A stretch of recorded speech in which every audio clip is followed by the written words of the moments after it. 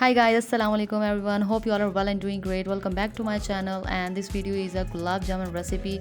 So let's get started. सबसे पहले हम लोग चाशनी तैयार करेंगे। उसके लिए आप लोगों ने जो है 2 कप चीनी लेनी है और उसके अंदर 2 कार्डमम डालनी है और उसके अंदर 1 कप आप लोगों ने पानी डाल देना है और उसको हल्के आंच पे रख देना है। इसको पकाएंगे और जब इसमें बबल्स बने लग जाएंगे तो हम लोगों ने इसके अंदर 3 to 4 स्पून जो है वो दूध डाल देना है। तो इसको पकाते रहेंगे जब तक इसकी कंसिस्टेंसी थिक नहीं हो जाती तब तक। जब थिक हो जाएगी तो आप लोगों ने इसको उतार लेना है, आंच बंद कर देनी है। चलें जी, ये हो जाएगी और इसको आपने ठंडा करने के लिए रख देना है। और उसके बाद हम लोग अब गुलाब जामुन बनाते हैं। उसके लिए आप लोगों को चाहिए होगा खोया और खोए के अंदर आप लोगों ने डालना है 1 टेबलस्पून बेकिंग पाउडर और उसके अंदर डाल देना है 1/2 कप आप लोगों ने मिल्क पाउडर। और ये मैं मिल्क पाउडर डाल रही हूँ, 1/2 कप मैक्सिमम होना चाहिए।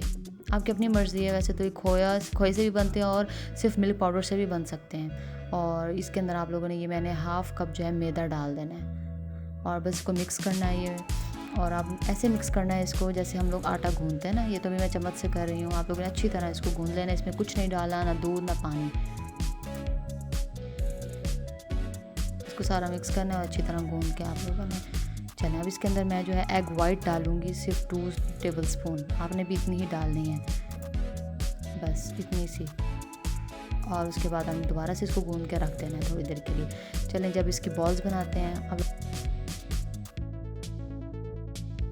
यहाँ पे आप लोगों ने ना पोर्शंस बना लेने हैं स्पून के साथ, इसलिए ना आसानी हो जाएगी और बॉल्स का साइज़ जो है ना वो इक्वल होगा। और बॉल्स जो है ना आपने छोटी रखनी है, बहुत बड़ी भी नहीं रखनी।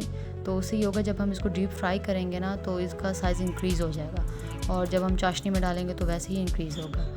तो बस अब ये सारी आपने बॉल्स बना लेनी है और इसको आपने थोड़ी देर के लिए फ्रिज में रख देना है ताकि ये थोड़ा सा सेट हो जाए। और उसके बाद आप लोगों ने कढ़ाई रखनी है और उसके अंदर ऑयल डाल के, ऑयल जो है ना वो ज़्यादा ना गर्म होना चाहिए ना ठंडा होना चाहिए, मीडियम रखना है आप लोगों ने, क्योंकि मीडियम पे ही पकाना है इसको।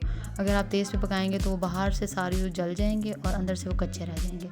तो बस अपनी हल्की आंच पे पकाना है। ये देखें, हल्का हल्का सा इसको हिलाना है, ज़्यादा ज़ोर से नहीं हिलाना क्योंकि ये टूट भी सकते हैं क्योंकि बहुत सॉफ्ट होते हैं ये। तो बस हल्का हल्का आपने हिलाते हैं। ये एक टिप है कि आप लोगों ने टूथपिक से ना इसके अंदर लगाते जाना टूथपिक। इससे होगा कि अगर अंदर कोई है थोड़ा बहुत कच्चा ना तो वो भी पक जाएगा। ये आपने लाजमी करना है स्टेप। ये देखिए इनका साइज़ कितना इंक्रीज़ हो गया अब। तो बस ये वाला जब तक ये कलर हो जाए ना तो आप लोगों ने इसको उतार लेना है आराम से। इतना कलर होना चाहिए बस। फिर निकाल के और आपने इसको चाशनी में डालते जाना है। चाशनी ठंडी हो चुकी होगी तब तक, तो बस आपने ये डाल देना है। ये देखें, डाल देना। और आपको इसको ना मैक्सिमम 15 to 20 मिनट्स, बस इससे ज़्यादा नहीं रखना, नहीं तो बहुत ज़्यादा मीठा हो जाएगा। तो बस जिनको गर्म पसंद हैं वो गर्म खाएं और जिनको ठंडे पसंद हैं वो ठंडे खाएं। चलें जी, ये फाइनल लुक है। बहुत सॉफ्ट बने थे, आप लोग ज़रूर ट्राई कीजिएगा और मुझे कमेंट्स में बताइएगा।